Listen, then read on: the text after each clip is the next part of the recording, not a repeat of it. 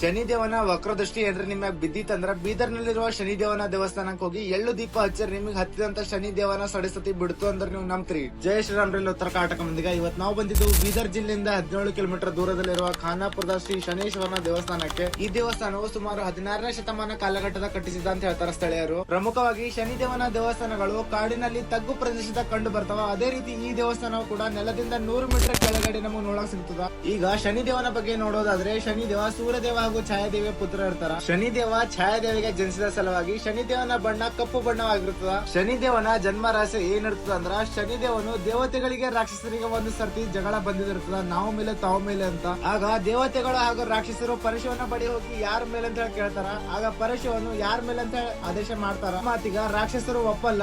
ಅದರಿಂದ ಮಹಾದೇವ ಸಕಲ ಜೀವಿಗಳಿಗೆ ದೇವ ರಾಕ್ಷಸರಿಗೆ ಮನೋಜರಿಗೆ ಯಾವುದೇ ಬಂಧವಿಲ್ಲದ ರೀತಿಯಲ್ಲಿ ತೀರ್ಪು ಕೊಡುವ ಸಲುವಾಗಿ ಶನಿದೇವನಿಗೆ ಜನ್ಮ ಕೊಡ್ತಾರ. ವಿಡಿಯೋ ಸ್ಟಾರ್ಟಿಂಗ್ ದಾಗ ನಾ ಸಡಸತಿ ಅಂತ ಹೇಳಿದಲ್ಲ, ಹೆಚ್ಚಿನ ಜನರಿಗೆ ಸಡಸತಿ ಅಂದ್ರೆ ಗೊತ್ತಿರಲ್ಲ. ಯಾಕಂದ್ರೆ ಸಡಸತಿ ಹಿಂದಿ ಭಾಷೆ ಪದ ಆಗಿರ್ತದ. ಸಡಸತಿ ಅಂದ್ರ ಕನ್ನಡ ಭಾಷೆ ಒಳಗೆ 7.5 ವರ್ಷ ಅಂತ ಅರ್ಥ ಆಗ್ತದ. ಶನಿದೇವನ ವಕ್ರದೃಷ್ಟಿ ಯಾರ ಮೇಲೆ ಬೀಳ್ತದಲ್ಲ ಆಗ ಅವರ ಜಾತಕದಾಗ ಶನಿದೇವನ ಪ್ರವೇಶ ಆಗ್ತದ. ನಿಮ್ಗೇನಾದ್ರೂ ಶನಿದೇವನ ದೃಷ್ಟಿ ಕಾಡ್ಲತ್ತಿತ್ತಂದ್ರ ಮಹಾದೇವನ ಅಂಶ ಆದ ಹನುಮಾನ್ ದೇವ್ರ ಗುಡಿಗೆ ಹೋರಿ, ಅಲ್ಲಿ ಹನುಮಾನ್ ಚಾಲಿಸ ಜಪನೆ ಮಾಡ್ರಿ. ಯಾಕಂದ್ರೆ ಹನುಮಾನ್ ದೇವ್ರ ಭಕ್ತರಿಗೆ ಶನಿದೇವ ಕಾಟ ಕೊಡೋಣ ಅಂತ ಹೇಳಿ ಮಾನ್ಯತೆ ಅದ. ವಿಡಿಯೋ ಇಷ್ಟ ಆದ್ರೆ ಲೈಕ್ ಮಾಡ್ರಿ. ಜೈ ಶನೇಶ್ವರ್, ಜೈ ಶ್ರೀರಾಮ್.